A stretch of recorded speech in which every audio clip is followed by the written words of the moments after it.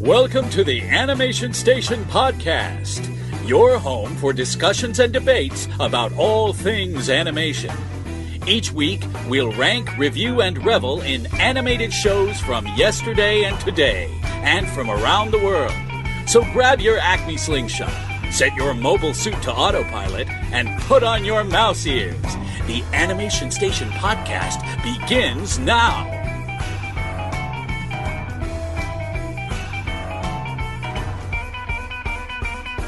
So I watched some more episodes of I keep wanting to say Dragon Hunters, Trollhunters. We watched the... Why do I keep doing that? I don't know. So I finally got to see the changeling form of the teacher. Uh-huh. Super cool. Very. Really? I thought he it was was really lame. cool. Really? Yeah. He's got those cool like the feather thing going, Yeah, but that's they're like metal, and he Uh-huh. uses them as like throwing knives. I thought that was really cool. Yeah, that was cool, but... Yeah, Really? I I liked know. him. I don't like the looks of the changelings. I just don't They like don't- they that don't first look as one. good. She was like pink or something, Yeah. and I don't know. It looked kind of weird, but he looked great. I thought that little showdown that they had in the dining room and living room, and his mom was clueless the whole time. I thought that was so well played, and I'm interested to see what's the girl's name? Claire. I'm interested to see how that plays out, because she just like Oh yeah, she turned was, around and saw the troll behind her, and she's then like in the room. banged her head and she's passed out. So I don't know what she thinks about anything yet, but I'll be interested to see what happens there. Well, it's one of those where it's like, okay, something's up with this boy. Breaking and entering. Yeah. That's how we find out what's going on. There's a lot of breaking and entering in that show.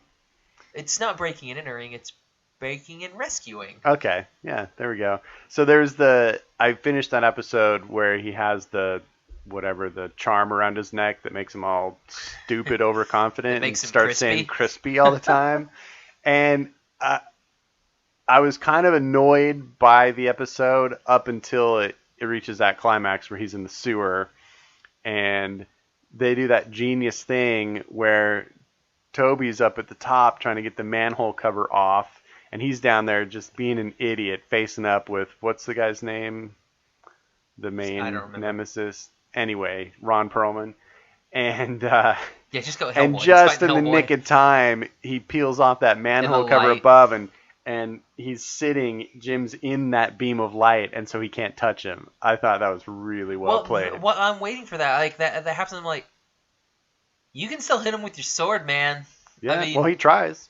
That's just to swipe at him a couple times. Yeah, well, you could go for a punch. It may hurt a little bit, but your fist is huge.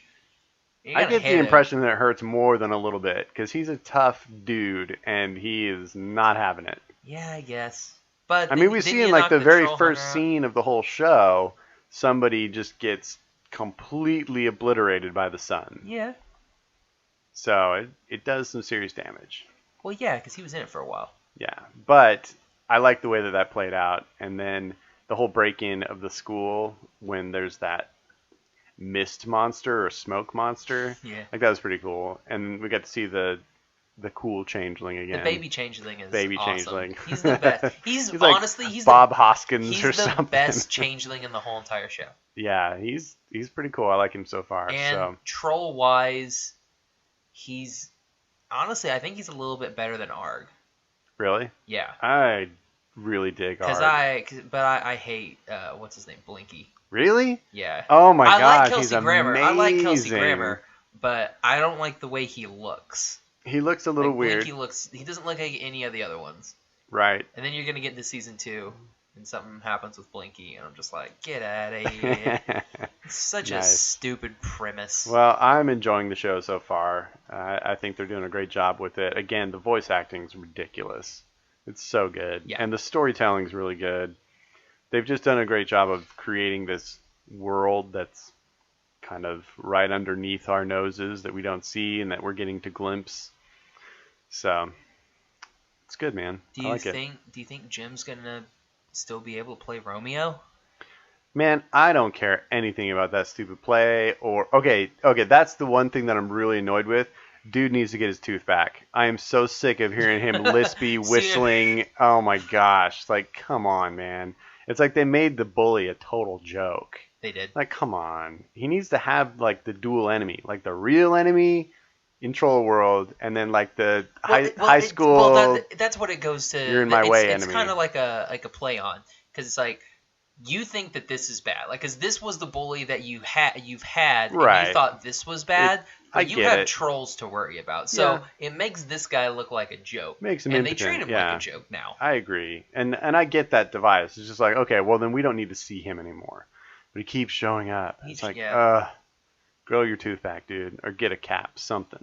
I mean, there's a dentist. We know there's a dentist. Yeah, we do. Pop that in there. Yeah, with the changeling assistant, right?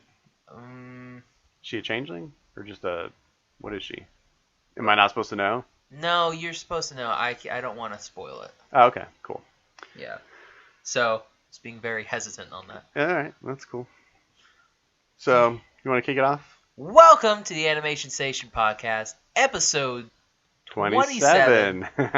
You had to write it down. I write them down every time now so that I have, yep. That's smart. Let's see, the last one, 26. Nice. I need to get like a episode notebook. I need to get like a whiteboard or something right here, and that way we can have everything on this instead of on our little bitty pieces of paper. I think that's a good idea. Yeah, should probably do that and then just change it every month. So, for the Animation Station, I'm Gavin. I'm Josh. What are we talking about today, Josh? Well, news-wise, this is a pre-recorded because why are we pre-recording, Gavin? I'm going to go back to Disneyland this week. You know, it's just what I do. So, we're recording early. We just put our last episode that comes out tomorrow. We just recorded that yesterday, the day before, and we're recording this one like a week early. So So there's not a lot of news that happened in the last day that we can really provide you with. Nope, none. So the news, I guess, is I'm going to Disneyland. Yeah, that's the news. Which is great news for me. News. That was all we got. Awesome. So what's our main topic today? We are going to be discussing Disney's, I'm going to take a stab at this because I don't know, 19... Ooh, this will be interesting. 70... Wrong. 1960... Wrong. 1950... Mm-hmm. 8. Nope. 7. Nope. The 1959 movie. Nope. The 1954 classic. Close. The 1953 classic Disney movie. That was amazing. Peter Pan. Yes. That was incredible. With Hook. So wait, you really thought this might be from the 70s? Yeah. Oh, okay.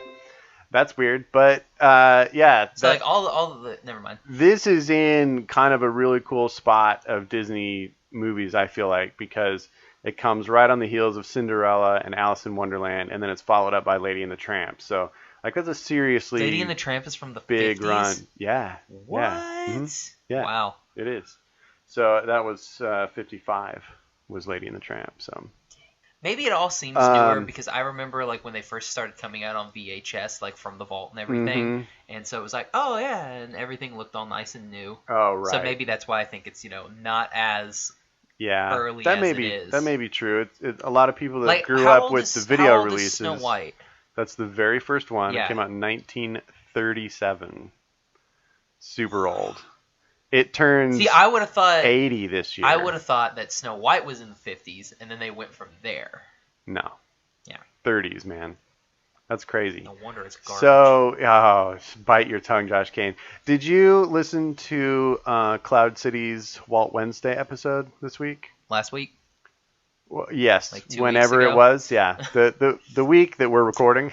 Which one was it? I mean, they talked about a lot of stuff, but it was do you remember what Brittany said? Do you remember what Brittany said about Peter Pan in that episode? She said that it's her favorite Disney movie. So this one goes out to our friend Brittany. Well, don't crush her hopes and dreams, it's Josh. Gonna be bad. It's gonna be awful. So, We just finished watching it. How long has it been since you've watched this movie? When I was a wee lad. Really? Okay, yeah. So this is really your first adult critical viewing of the movie. I would say probably 20 years. Wow. That's a long time. Yeah. This is one that I haven't watched that recently. I think I watched parts of it earlier, well, in 2016, but I was basically skipping around to Captain Hook scenes in order to grab photo references for a drawing that I was doing. So I don't remember when the last time it was I sat down and watched this from end to end. But I think that this movie is a very interesting movie in the Disney catalog because it's unique in a few different ways.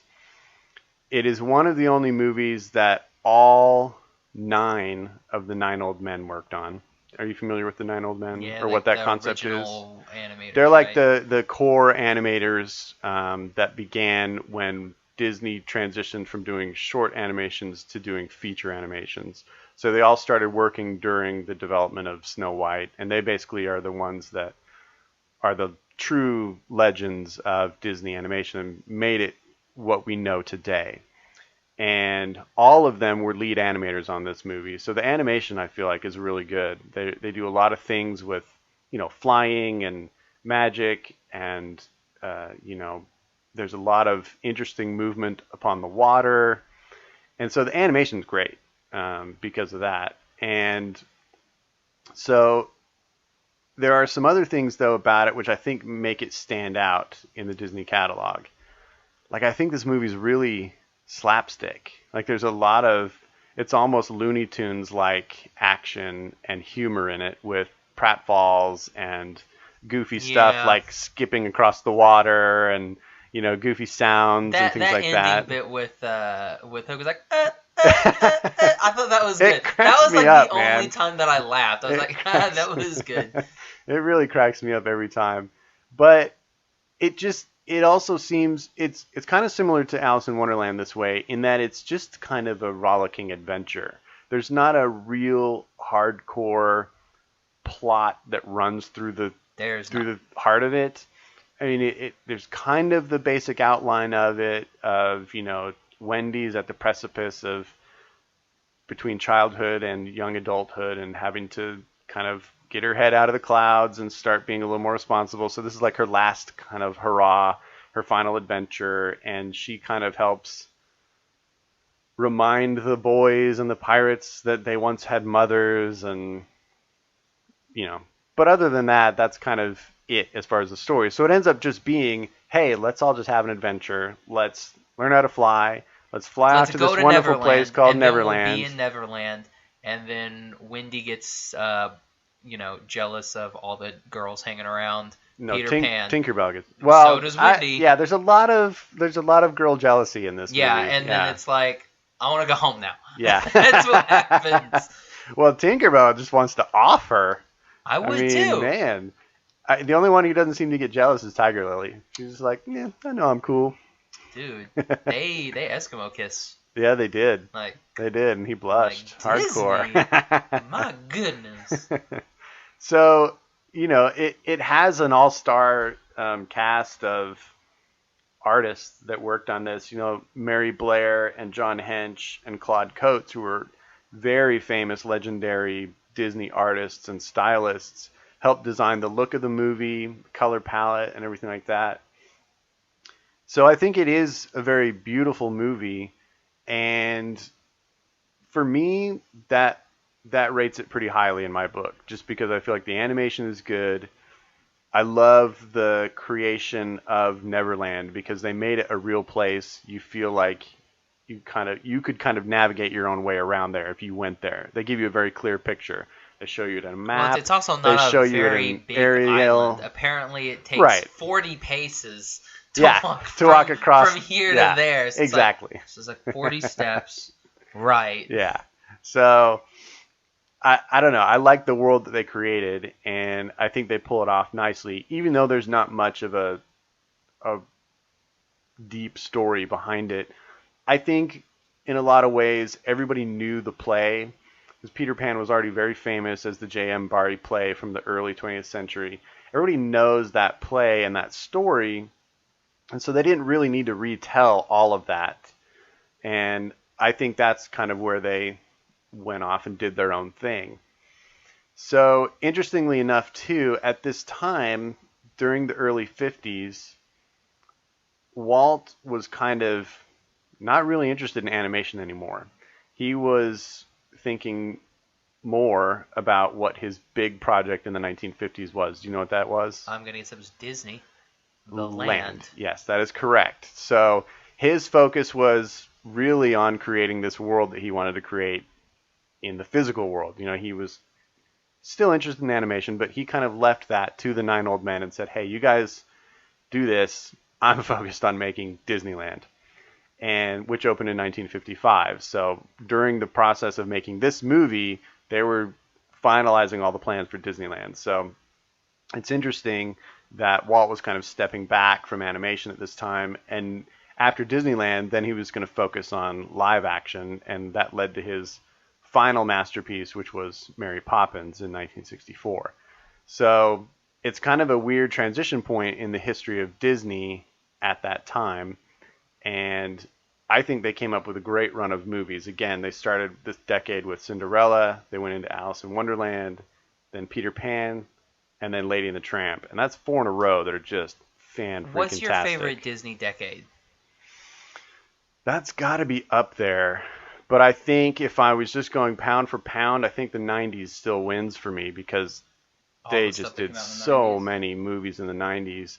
But probably the 50s is the next. Because then at the end of the 50s and 59, they do Sleeping Beauty as well. So that's probably the most potent one outside of the 90s for me.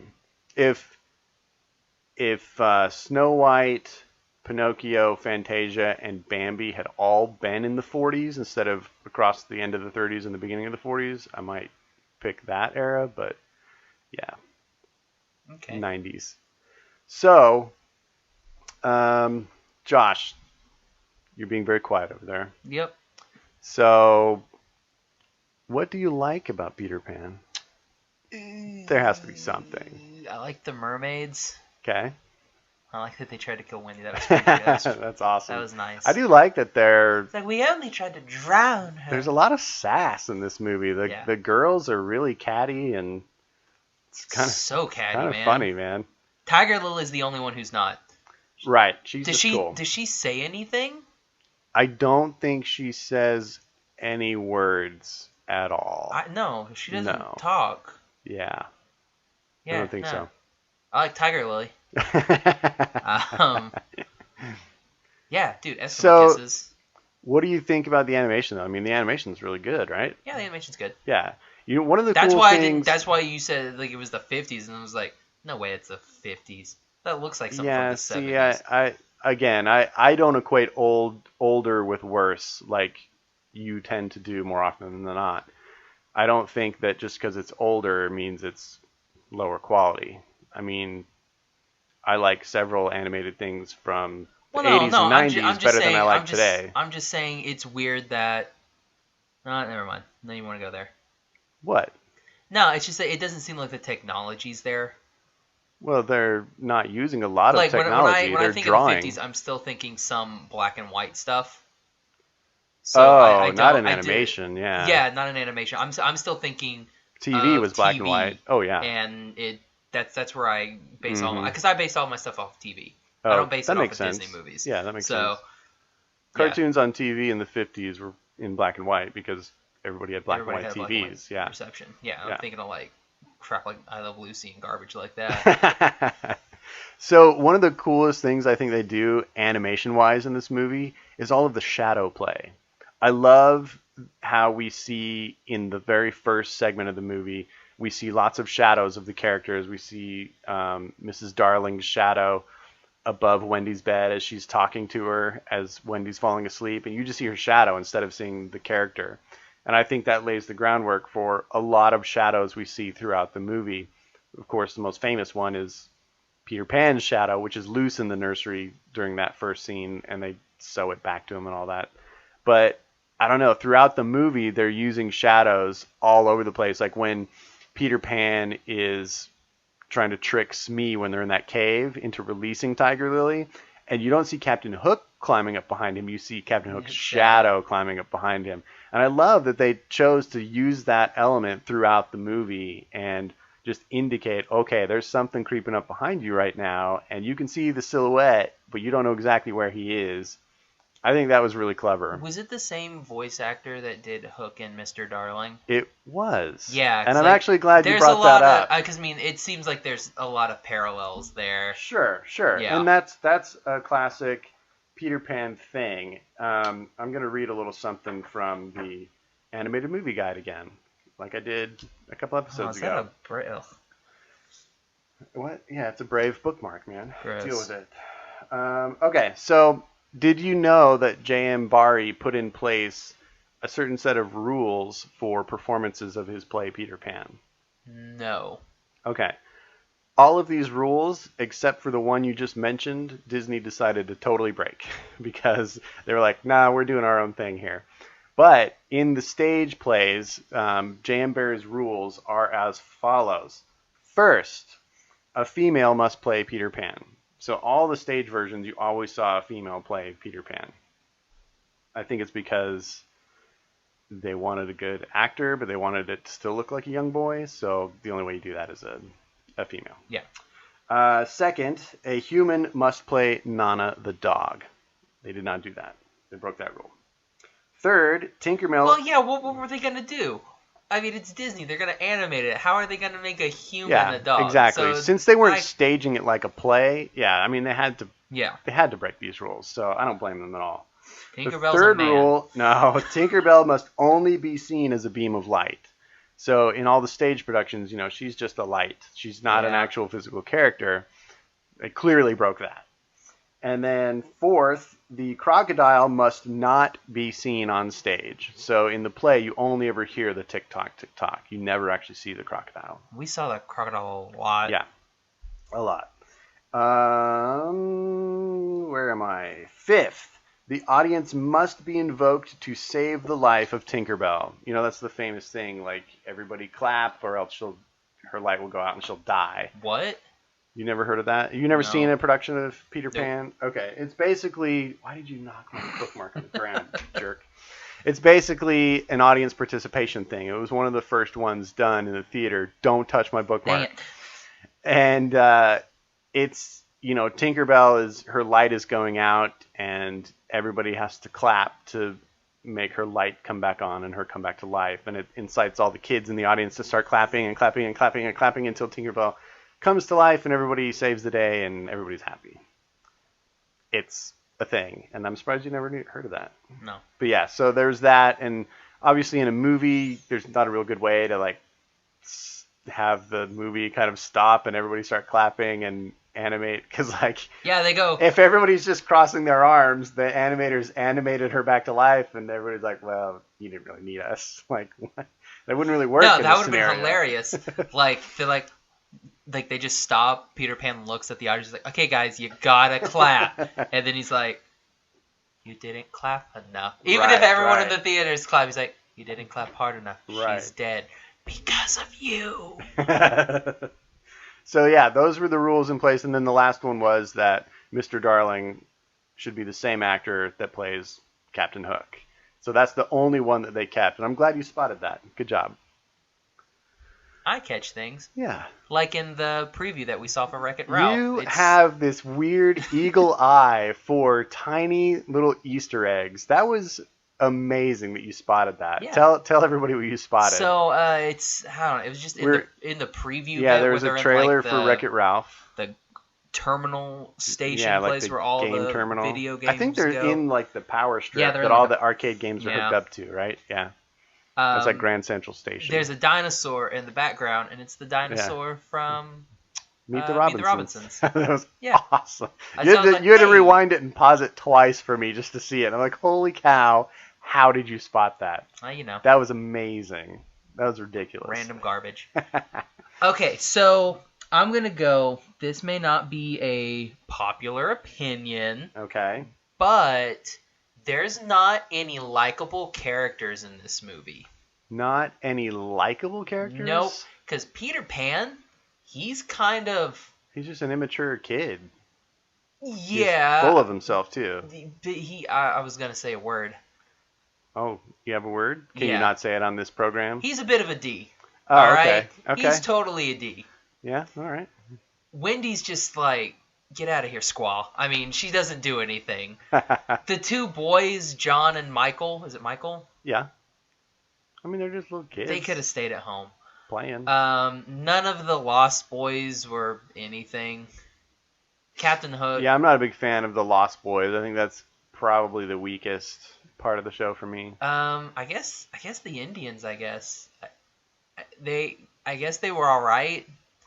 I don't understand how a movie like this can be persistently as popular as it is with what I feel like are some pretty serious cultural insensitivities in that segment. Hook has some stereotyping. Even Wendy, and it was bad. I was like, whoa. Yeah, it's weird. I mean, it's one of those things where you're like, well, it was the 50s, but still, it's like, ugh, I don't know. It's hard. Some of that stuff is hard to swallow. Well, they're English. Well, yeah, but the Disney animators aren't English. I know. I mean, they're the ones creating it. It's not like they're saying, oh, these English people would think this about Native Americans. I don't know. Maybe. I don't know. I'm not English. I mean, it is part of the play. I mean, and J.M. Barrie was an Englishman, or he was a Scotsman, and he did, write Native Americans into the play. So part of it is his perspective, but clearly Disney was remaking the tale of Peter Pan, so they could have done whatever they wanted. And Hook, I guess you can kind of feel for Hook, because Peter Pan does cut his hand off and feed it to a crocodile. Right. So, I mean, dude, Hook is awesome. Smee's just stupid. Yeah, he's supposed to be stupid. I know. It's his character. I guess the mermaids, I mean, I could understand them wanting to, drown Wendy because some tart comes over and tries to get their man. So it's like, drown her. But yeah, I guess the Indians were the only ones that I really liked. I do like their song. I think they got a cool they song. Have the best, I think it's the best song in the movie. The dancing that happens in that scene is really good. Eskimo kisses happen. It's like they're explaining why the red man's red. It's so oh my gosh. bad. Why do you say ridiculous. It's like, oh god. Oh wow. Yeah, but I mean, on the other hand, they are kids, and kids are largely ignorant, and they're just gonna, parrot what they see. So yeah, on that level, I guess it's like, okay, well, kids might have that kind of basic impression of people of those types and ethnicities. I don't know. It's I guess weird. I like Tink.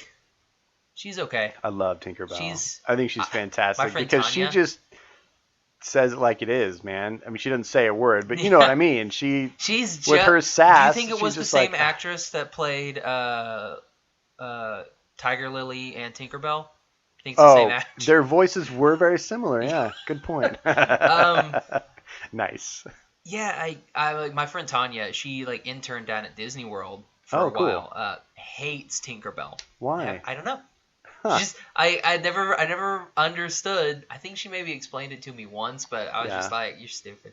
There's nothing wrong with Tinkerbell. You probably haven't watched any of the Tinkerbell movies. I think I watched part of one. Mm-hmm. It's like a totally different character. She's not this sassy before little or after Peter Pan pixie. I think it's before, because it's basically in the first one, she's just arriving at Pixie Hollow and figuring out what kind of a pixie she is. It's like a whole separate thing almost. I'm a pixie that she's a makes tinkerer. People fly. Yeah, I mean it really doesn't correlate to the movie at all, so I don't think it matters where in the timeline it is. It's kind of its own universe. But I kind of agree. I don't feel like there are a lot of unlikable characters or characters that I dislike, but there's not a lot of people that you're rooting for. Yeah, I'm not saying that I dislike them. Yeah. It's just that there's no one that you grab onto, because there needs to be at least one character that you latch onto and you care about this character. Mm-hmm. Watching everybody go, I was just like, yeah. Yeah.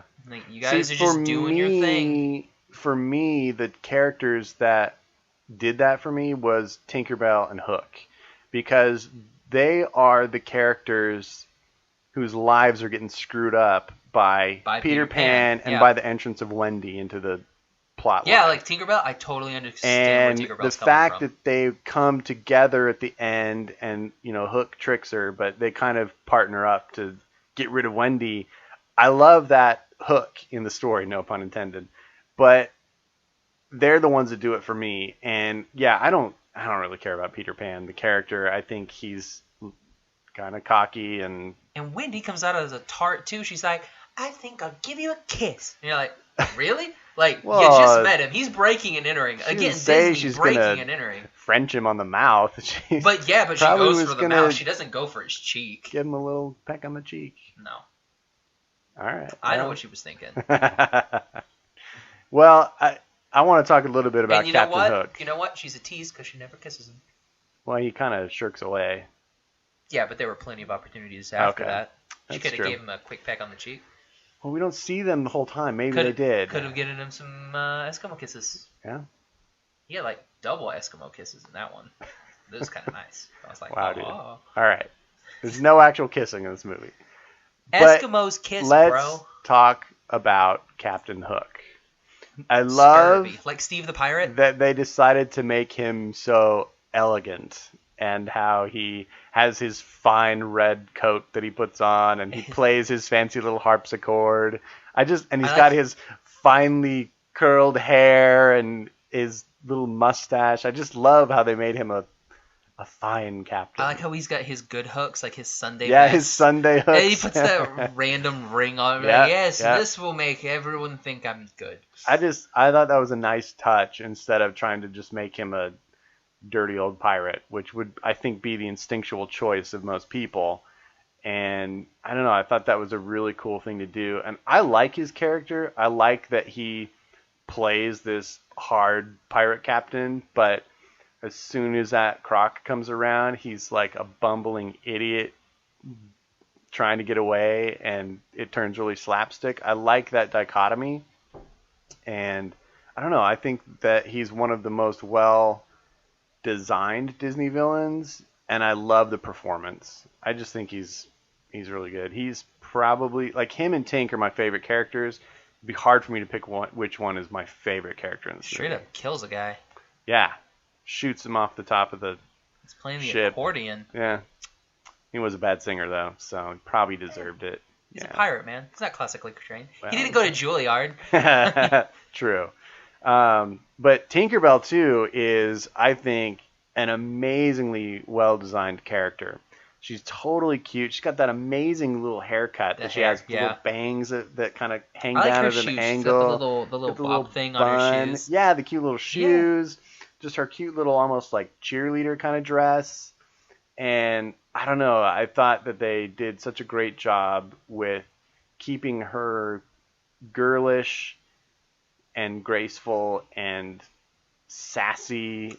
And anytime she flies or walks or moves, I love the way that they did it. I think they did a great job in that animation. And then all of the pixie dust and the glow that emanates from her when she walks behind a leaf. When she goes behind the leaf is really cool. When she gets like really angry and like flies through the leaf and it just like burns. Yeah, she turns red and it like burns the leaf. That's really cool. I just think they handled all the effects so cleverly, and it comes off very aesthetically pleasing to me. I just think she's a beautiful character.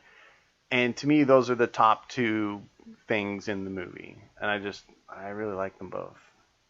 They're very cool. I should be Tinkerbell for Halloween. That would be priceless. Yeah. Absolutely priceless. I'll start working on that. You should. I'll see if I can shrink. So, you mentioned Snow White. Interestingly enough, Disney started pursuing the rights to Peter Pan way back when Snow White was being first developed in 1935. This movie didn't come out until 1953, so it was almost a 2-decade process to get this movie made. And they were actually working on it as early as, I think it was 1943. They had concept drawings that you can see in one of their other features that goes behind the scenes. Have you ever heard of the Reluctant Dragon? No. It's a half animated, half live action feature that they did where the live action parts are basically a tour of the Disney studios. And you can see a lot of behind the scenes stuff. And in one of the scenes, you actually see concept drawings of Captain Hook. So that's like a decade earlier. So this is another one of those projects that just took them forever to make and get done. So I think a lot of that, comes through in the quality of the character design, the environment design. It was a well thought out project, and I think, I don't think it has enough story to interest a viewer like you. Yeah.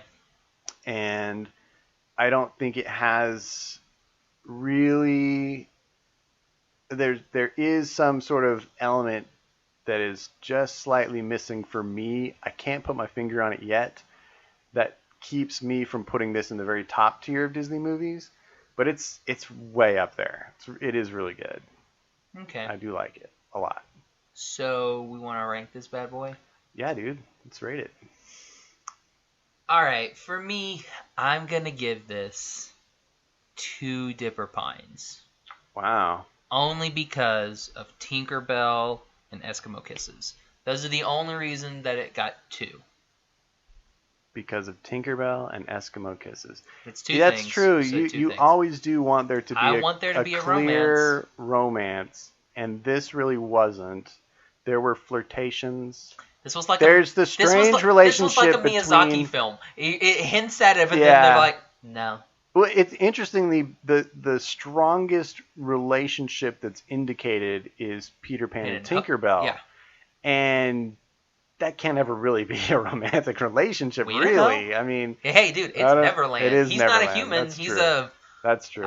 What is he? He's a Pan. Like a goat? Like Pan is a mythological he's a satyr character who is not a satyr. Yeah, he was a satyr. Pan? Was Pan a satyr? Yeah. Oh yeah, he was, wasn't he? He's like the so satyr I think of he's satyrs. based on that, and that's why he has like the pointy ears and kind of a bit of a snouty nose. Yeah, I mean he's kind of what's the word? He's kind of cleaned up and Human-y. He's turned more human-y. Yeah, that's a word. We'll go with that. What about you? Out of Jiminy Crickets, I'm going to give this movie a 3.5. It's in the top half.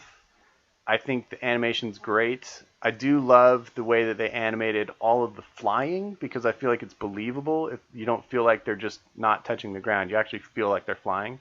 And to me, that boosts it up. Yeah, so I'm going to go 3.5. Nice. Cool, dude. Which one of those was Rufio? Which one of those was Rufio? Yeah, I don't know. Oh, gosh, I have no idea. Was it the fox? I don't think they're lined up like that. I don't know. I'm going to say the fox was Rufio. Do it. Okay. The Rufio was the fox. Rufio was the fox. Yeah. Now, we had talked about, before we go into the top 5, we had talked about something watching the preview. Mm-hmm. That I wanted to do another one of. We haven't done it since Brave. I'm so excited for this. Okay, and I've got the clock up here. Okay. Ready. So what are we going to do, Gavin? We are now going to hear a 60-second synopsis of a Disney movie from none other than Josh L. Kane. Now, what are we going to be synopsising? We just saw a trailer for Little Mermaid, and you said 3D. You hadn't seen it in forever, basically. I think I've seen it once. Yeah, and that you don't know if you have a full understanding of what it is. So I think this will be really interesting. Are you ready? I'm pretty ready. I'm going to start it at the 50. Okay. So we're going to give it a 5, 4, 3, 2, 1, go. All right, so Little Mermaid, you have Ariel, and she apparently turns 16. Mm-hmm. I found that out. So she goes and she wants to see the real world, the world above the water. Mm-hmm. So she makes a deal with Ursula, who's this big Japanese tentacle monster, and she, for whatever reason, signs away her voice, but she gets legs, and then she goes and falls in love with, I don't know his name, I'm going to call him, is it Prince Eric? You got it. So she falls in love with Eric, then something happens, and then he kills Ursula by jamming a ship into her, and then they live happily ever after. I mean, I don't even need the other 20 seconds. You don't. That actually was Is that the pretty story? Dang good, yeah. And she calls a fork a fiddle. Close. You got 7 more seconds. Nail it. Oh, you got it. Spoon. 2, 1. Dingle hopper. Stupid. That was actually a pretty good, accurate outline of Disney's Little Mermaid. There's a song in there somewhere. There are many songs. There's that song where, all the fish try to, be like, hey, bro, it's okay. Kiss the girl? If you want to find out if she likes you, just go up and kiss her. Kiss her. That's the way it works in real life. I guess if you're a prince. Sometimes it does. Yeah. What's that thing that was in what's the thing with Mel Gibson? Scotland. Braveheart. Braveheart. Okay. Braveheart. I was thinking animated things. So what are you talking about, dude? Was it Prima Nocta? I don't remember. It's been so long since I saw that movie. Braveheart. That's a garbage movie. Oh, I don't know about that. It's boring. Okay. I can see people being bored by it, yeah. Yeah. There's a couple fights, and then it's like, That's the second time we've gone back to Scotland in this episode. It's kind of like, okay, this is going to be even worse. Mm-hmm. Kind of like Gladiator. Okay. I like Gladiator. The opening bit in Gladiator is fantastic. Uh-huh. When they're fighting the Germans. Yeah. It's the Germans. Mm-hmm. And then there's a bunch of boring crap. And then we get to Rome. And then they fight a couple scenes. And then there's some more boring crap where Joaquin Phoenix wants to bang his sister. Yes. And then and he's very vexed. And then there's another semi not as cool fight at the end. And then Russell Crowe touches some wheat and dies. Yeah. So that was a 20-second synopsis of Gladiator. Yeah. And then they bury his stone figures in the dirt. Yes. There we go. So how about we do a top 5 in the world of animation? Okay. All right, let's do it. And now for another top 5. All right, for this top 5, we decided to, just like Peter Pan, we believe we can fly. Yep. So, I don't know where I was going with that transition. We decided to do our top 5 flyers. Yep. Flying characters. Animated flying characters. Yep. So it could be people that have the power of flight. Places, things, or ideas. It could be be birds. It could be insects. It could be dragons. It could be, as you would say, robots. Oh, yeah, robots. Any flying characters. Yeah. So it's my turn to go first, right? Yeah. Do you have a pen? I do. I'm going to have to put a robot in there. You're going to have to do some edits? Yeah. I've got a robot on mine. All right. We're going to start with number 5. Mine is my favorite owl from the Legend of the Guardians movie, and it is Ezelrib, the hardened, grizzled owl that trains them, and he's amazing. I don't even know what that was. I love him. You just said something. Well, it's a weird name, but have you seen that movie? No. It's really fantastic. The way that they animated those owls is incredible. Like the textures of their feathers and their armor and their battle gear, and the animation of them flying is so believable. I think it's a beautiful, beautiful film, and I highly recommend it. You should watch it. So the owl. Yep, the owl. The owl. Yeah. Okay. Hold on. Now, I've never seen this. Does this owl have a scar across its eye? Yes, that's the one. Did you say it had a scar across its eye? I did not. I did not. I only guessed because usually mentor characters have some sort of scar across their eye. Battle scarred, yes. I think definitely. Doesn't Jeremy Irons' character in Aragon have a scar across his eye too? Oh, I've never seen Aragon. That's all right. I don't remember. My number 5. This will be fun. I went from Disney. I went with Baymax. Nice. Because he can fly. Thanks to Absolutely. Hero. Absolutely. So he can fly. Yep. Yeah. Some great flying scenes in that show. And, Hero can get on his back with those cool magnetic Converse. Yeah. And just he just locks clip on. in and just yay! So cool. Very cool. What? Did you just think of another one? Falcor. Yeah, he's not That's animated, not animated, though. No. Dang it. I mean, I guess... He's animated. Well, he's a puppet. Do we count puppets as animation? No, you're right.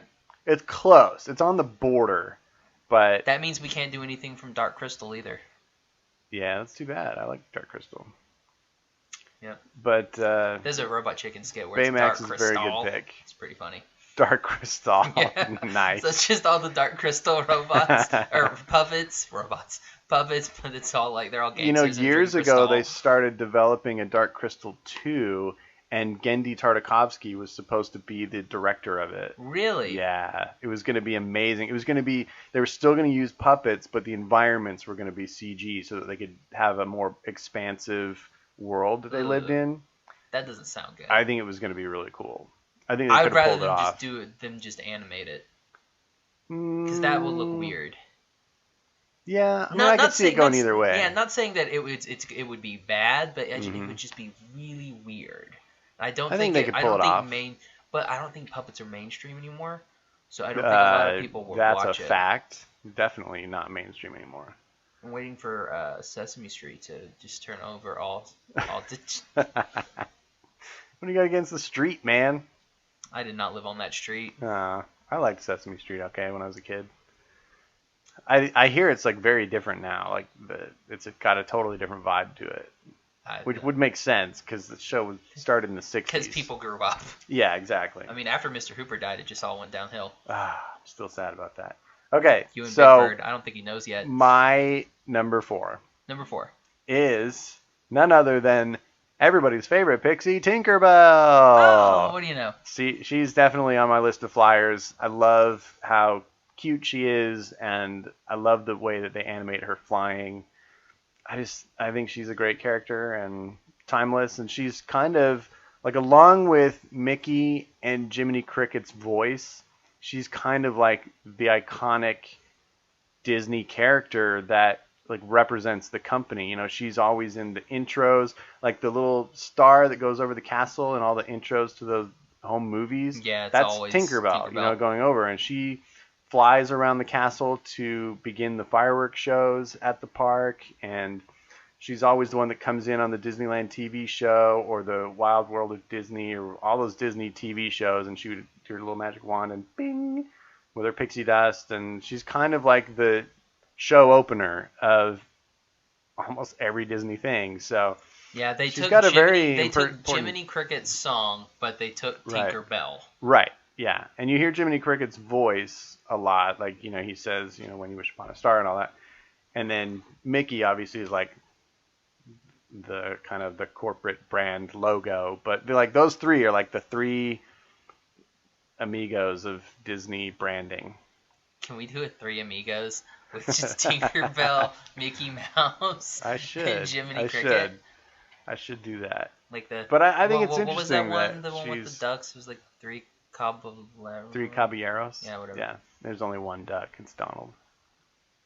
I don't care. I know. I can tell. Yeah. So what's your number 4, dude? My number 4, I went with from Dragon Ball Z. Shocker. I went with Goku. Uh-huh. So he is basically, we talked about this before. He's Superman, right? Superman. Okay, so he basically just flies like Superman. Does he do the whole, like, hands forward, fly? No, he does, thing? Like, to the side. Oh, and he's like a bullet. Rocketeer kind of style. Okay, got it. Yeah, he doesn't have to do some stupid hand thing to break the wind.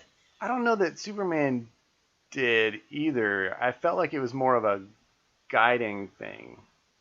Like his hands led I don't know. Goku doesn't need I don't know the physics of flying. Goku I can't can guide fly. himself. He doesn't need this. Cool. So like, does he turn his head and he turns that way, or? Well, he's just like, I gotta go left. Gotta go right. And just turns, just like goes. Okay, cool. I still have never watched a single moment of Dragon Ball Z, so. That may change. Okay, dude.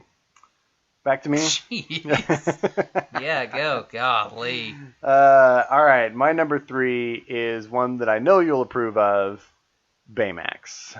Hey! That sounds familiar. So we got one that overlaps.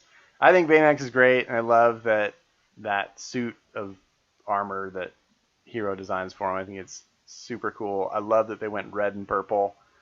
totally off. I don't know if that comes from the comics or not, but I think that was just such a cool choice to go zany colors like that, and so I like Baymax. Cool flyer. Nice. Yeah. My number 3, I went with, because I needed help with this one. I needed help. I went with from Hotel Transylvania. Nice. I went with Mavis, the bat. Bat Mavis. Only when she's a bat. Because she's super adorable cute. as a bat. Especially as a baby bat. She has a helmet. Oh my gosh. Yeah. I agree, man. I want to watch Hotel Transylvania again. Did you buy it? Yeah. Oh, sweet. I bought both of them. Nice. I still haven't watched the second one. I need to. I've got it in my queue, and it's on Netflix, I think. It's on Netflix, yeah. I've got it in my queue. All right, dude. Good pick. My number 2 is from my second favorite Renaissance era movie, Aladdin. I went with Magic Carpet, which is a fan-freaking-tastic character. Again, another character like many we've talked about tonight that doesn't say a single word but expresses so much. And the way that he is animated, both in flight and on the ground, I think is amazing. Yeah, they spent all their money on Gilbert Gottfried squawking at you. Iago did not make my top 5, but he may make my honorable mentions. So yeah, Magic Carpet, man. I think it's one of their most creative, smart characters because they didn't have to make him a character. I mean, in the story, the Magic Carpet isn't a character. It's just a means of conveyance. So, good job, Disney. Good job. Yeah, I wanted to do some more anime. Mm-hmm. But I just couldn't think of anything. Mm-hmm. So I went with Digimon. I went with Angemon again. I wanted to throw Biyomon in there because she's a cute little pink bird. What is the one you picked? Angemon. But what is it? He's an angel. Oh, okay. Yeah. I've talked about Angemon before. Yeah, I just couldn't remember. Yeah, he's super cool. So, like, white robe, dove wings, oh, dude, I got halo, you. Don't worry, like I got angel. you, bro. I got you. Let's do Angel. Or, like, brooding ex-vampire. Oh, that's Devimon. Devimon's like a brooding dopey dude. Oh, okay. Yeah, he's pretty dope. Actually, in research for this episode, I was looking up lists of flying characters, and I looked up I found one that was the top 10 anime flying characters, and I think that was number 2. So I do recognize that. I was going to do her. That's Biyomon. She's adorable. That's funny. She's a cute little bird. And she's Sora's Digimon, who should get with Tai. Oh, I totally back you on that. I am 100% behind you. Tayori, man. It's the best ship. Totally. Good pick, dude. You don't even care. No, I think that's a good pick. What do you got for your honorable mentions? Because I don't know. So this actually was much easier / harder for me because I came up with a long list of flying characters that I like. So it was harder for me to narrow it down, but easier for me to come up with ideas. So I kind of have a few. Peter Pan, obviously, honorable mention. Pegasus from Hercules, honorable mention. I like him a lot. Astro Boy, the classic. I think he started in the 50s because the first cartoons of him are all in black and white. Yeah. He's old. He's old. I love him. Another old one, Mighty Mouse, classic. I went with Kiki from Kiki's Delivery Service. Iago. We mentioned Genie earlier. I didn't ever really picture him as a flying character, but I guess he does fly in several instances. They fly out of the cave and into the oasis, and yeah, I guess he's a flyer. Yeah, sure. But a true flyer is Magic. Yeah, I didn't like that. I put Stork from Kung Fu Panda. Is that just his name is Stork? Yeah, or no, not Stork. I'm sorry, Crane. Okay. I misnamed him. That recent movie. Is his name Crane? Yeah, it's Crane. It's Tigress, Crane, Snake, Mantis, and I'm missing one. That just seems lazy. Well, that's basically their... And then Master Fu. Shifu. Close, yeah. And Po, the panda. Okay, yes. Crane. I don't know why I put Stork. That's dumb. Toothless from How to Train Your Dragon. Not from Stranger Things? No, okay. You did that last time. Dracula, Dracula from Hotel Transylvania, because I like Drac the best. Maui, who shapeshifts into that cool bird. It's like a big golden eagle or something. I think it's really cool. Eve from WALL-E, super cool robot character. Dusty Crophopper from the Planes franchise. I like him a lot. Archimedes, the owl from Sword in the Stone, who makes the list. Zero from Nightmare Before Christmas. Oh yeah, it keeps going, dude. Settle in. Zazu from your favorite movie, The Lion King.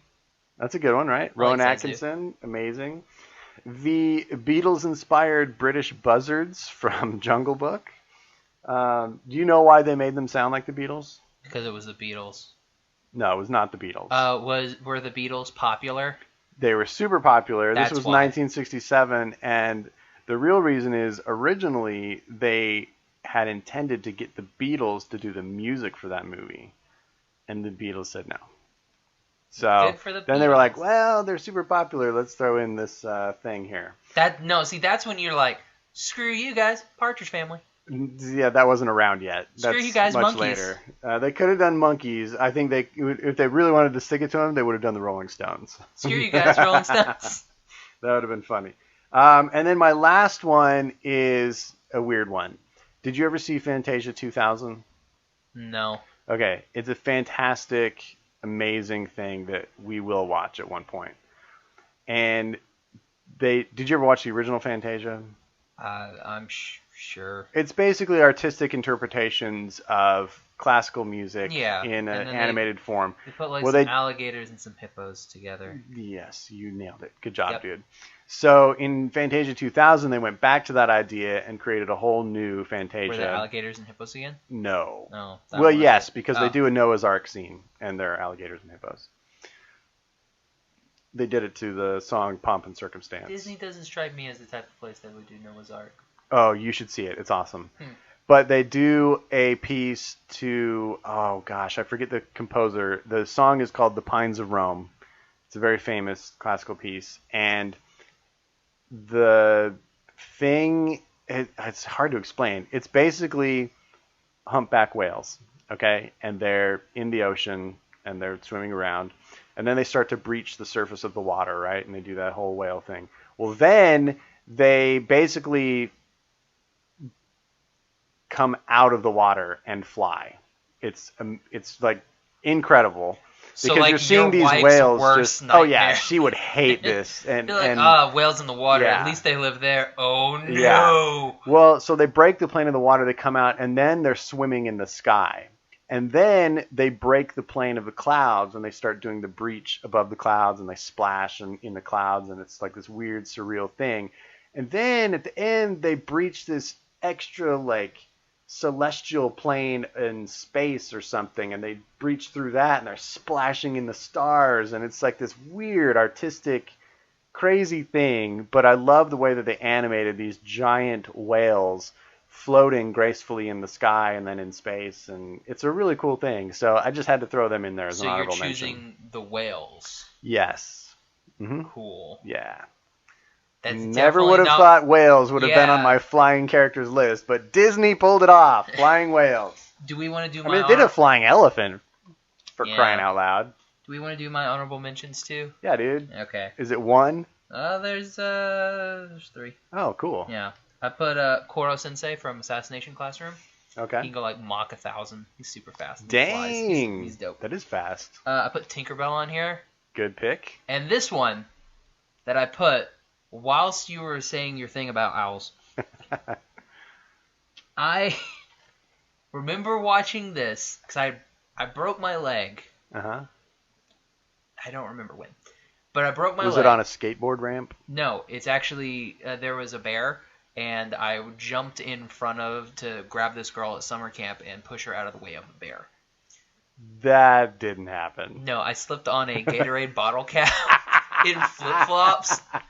Why I never wear flip-flops anymore. Oh, and amazing. I broke my leg. Spiral fracture of the right tibia. Ouch. Yeah, no, it was good. It was all the way around. But...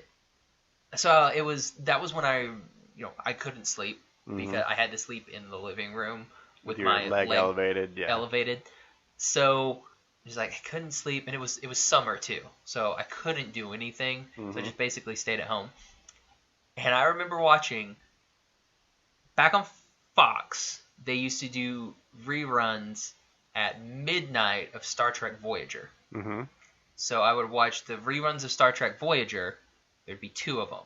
And then after that, I would flip over to the Disney Channel, and there was this really crappy show called Silverwing. I think it was on Disney XD. And the main bat in that is called Shade. Mm-hmm. So there's your homework. Batty from Ferngully. Sure. There's your homework. Go watch Silverwing. Silverwing. I'd never even heard of that, man. It's weird. It's like gargoyles with bats. I just thought of another one, too. What's that bat character from Anastasia? Oh, Olaf. He was great. He was fantastic. Gustav. Something. What was the name of that? I thought he was like a magician guy. Yeah, Rasputin. Was it Rasputin? Rasputin's like sidekick is the little bat, and I don't know what the bat's name is. Yeah. Batty. No, that's from Vlad. Ferngully. It could be Vlad the Bat. Vlad the Bat. I don't know. All right, Silverwing, is that what it was? Yeah, his name is Shade. Shade. He's the bat. Is he the cool bat? Well, he gets kind of like separated from his family. He has to try and make it back home. Okay. Then he falls in love with his other bat. Okay. Squeak, squeak. I don't know what sound bats make. All right. Well, my top one is one that you may not even know of. Dude, I know everything. I know, you always say, you're like, you don't know this. And they're like, yeah, I've seen it. I just don't like it. Okay, well, let's see if you know it. My pick for number 1, his name is Ray. Can you tell me what movie Ray is from? You gotta give me more than Ray. Like, you know Ray everything. from Rocket Power? Like, what are you talking about? You're giving me nothing. Ray from Achievement Hunter? I'm not going to tell you what... I can't tell you what it's from. That's what you're supposed to guess, is what movie. No, you have to tell me what it's from. Well, then what are you guessing? Is it the big condor from Rescuers? From Rescuers? No. Rescuers Down Under? Down Under. Yeah, no. That's the only one that matters. No. He is the Firefly from Princess and the Frog. Oh, yeah, with Doctor... Don't tell me his name. Doctor... I don't care. I've never seen that movie. Facilier. Same thing. Yeah. And this is the character that makes me cry every single time I watch that movie. Does it die? It's rough, dude. Oh, Disney kills a character? Yeah. For real? It's rough. Didn't see that coming. It's so rough. So was Ray a family member? He had a family, yes. Was he like Tiana's like? No, he's a Firefly. Yeah, I got that, jerk. Yeah, no, I mean, actually a Firefly, not a human turned into a Firefly. I know. But was he like her Firefly that like she grew up with him and stuff like that? They meet him along their journey. Oh. Yeah. Lame, huh? He's a Cajun like swamp living Firefly. Down in the bayou. Yeah, actually that's not very far off at all. And his story is so exquisitely done and gets me every freaking time. I love it. So Ray or Doesn't Raymond. He have like 48 hours to live? You know what, dude? It's not about that in animation. It's not science. It's heart. What's your number 1, man? What's your number 1? I went with Pegasus from Hercules. Good pick, dude. I like Pegasus. I don't know. I had forgotten about Pegasus until you mentioned it earlier. Mainly because when Pegasus was a little baby and he was adorable. He was pretty cute. And he bonks heads with Hercules. Yeah. He's a good character. I like the way that they conceptualized him. Made him bird-like. Made him a bird. Yeah. I like that because not every animal has to be dog-like. Disney. And they, and even there we have some, who knows what's going on with, like, some jealousy with Meg. A little bit. Like, indeed. You're taking Hercules away from me. Like, no, girl. That's awesome. All right, dude. Those are some good picks. Yeah, sure. Whatever. None of mine weren't good. Yeah, I'm surprised you didn't have more flying characters. I figured the world of anime would provide you with a huge list. I don't like watching those. I like watching more. This is another weird Josh Kane rule. Yeah, I like watching more. I don't like flying characters. No. I don't normally watch like those like magical girl type things where there's a lot of flying characters. Magical girl type things. Yeah. Did I have a bunch of magical girl type things on my No, but list? you were talking about anime. Oh, There's a and lot that's of what they flying are? characters and magical girl type stuff. Yeah, I'm not really into. I don't watch a lot of the fantasy stuff. Mm-hmm. Like mine's more. I guess I slice of life. I thought you would have more superhero stuff. Raven. I guess there's not a lot of really good superhero animation out there outside of maybe a couple Raven of... from Teen Titans. Yeah. Not Teen Titans Go, because that's street trash. But I mean, there's not a lot of animated features for superheroes. Yeah. And the shows that I can think of are like Batman, Spider-Man, neither of which fly. Yep. Was there ever Superman cartoons? Yep. So there's that. It was the same. Did any of the X-Men fly? Surely some of them fly, right? But I just don't know that care world. About one X-Men, so I mean. And it's not Wolverine. We know that. He's got. Look at me, I'm Canadian. I've got adamantium, blue, blue, blue. It's like your only cool thing is you're Canadian. That's it. It's like I've got adamantium claws. You're like Magneto can beat you. Oh my gosh, that's hilarious. I don't know. I was just surprised. Then they get an Australian to play a Canadian. Oh yeah, they did, didn't they? Yeah. Yeah. Weird. Weirdos. They should have got a British guy to be the Canadian. Got Jason Statham. You think he'd be better as Wolverine? Yeah, because Jason Statham is small and burly. Hugh Jackman is tall. Is Hugh Jackman tall? Yeah. Is he? You can never tell Wolverine's from supposed to be movies. Like 4'5", like 5'5". That's how tall Wolverine's supposed to be. But Hugh Jackman I knew that. Like, is taller than all of the X-Men. Is he? Yeah, he's huge. I don't remember any of those movies. I think I watched the first two, but I don't remember them. It's just not really my thing. But what I'm saying is it's hard to tell from movies because they cast people who have different height relations and if you're supposed to be a big man like John Wayne, they made all the door frames smaller on those sets so he would look like a big cowboy, but he really wasn't that big of a guy. And they would cast smaller people opposite him so he would look big all the time. And so they do that in movies, so I don't feel like watching movies I have a good perspective. They used to put his horse on stilts, so it made him look like the horse was taller. That's not right. That's not a thing at all. Yeah. But I didn't know if Hugh Jackman was tall or not. Yeah. I didn't know if Jason Statham was tall or not. No, Jason Statham's not that tall. Okay, I'll take your word for it. But yeah, that's why I think Jason Statham. If they reboot it, then Jason Statham should totally be. Sweet. That'd be cool. He doesn't. So have we've hair, talked though. about That's Braveheart. We've talked about Gladiator. We've talked about Hugh Jackman and Jason Statham as tall or short guys and their ability to play Wolverine. Mm-hmm. So. Is there anything that we haven't talked about that we don't want to talk about? We already did our Hercules mention. There's no people that fly entangled. This is true. No flyers. Kind of sad. Yeah. Indeed. Yeah. All right. Well, I think we're done. Yeah, I'm done. I think we're done. I need to. Let's wrap it up. We've gone over. I gotta go see Split. Oh yeah. Yeah. Nice. Seen that at 4:15. I hope it's good, man. Yeah. Why didn't you come over last night? I was working. I had things I had to get done. Well, you still could have come over. Well, I didn't. How many times do you get to see Ryan and Kendra and Danny and Trey? Like every other week. Yes. it's become like a once a month thing now. Yeah. Sorry, I just had a lot to do with going out of town this week, so. Yeah. No time to play. So you gonna do anything cool in Disney? I mean nothing different than I usually do. I'm gonna see all my favorite attractions, and I'm gonna do a lot of sketching around the parks, and just gonna relax and not be here. Not be at work, really. Yeah, that's the key. Not be at work. So no, I'm looking forward to it. I might try and catch a few shows while I'm there. I don't like every other trip. I try and catch some of the shows. And last time I was there, I didn't see a single show, so I might try and see some of the shows. Nice. They do good entertainment there. Yeah, and we have a full docket for when you get back. Yeah, we do. Yeah. We're making some. That Wednesday you get back, plans. We're recording with somebody that I'm extremely excited about. Sweet. For anime. Awesome. We did our one for anime already. Yep.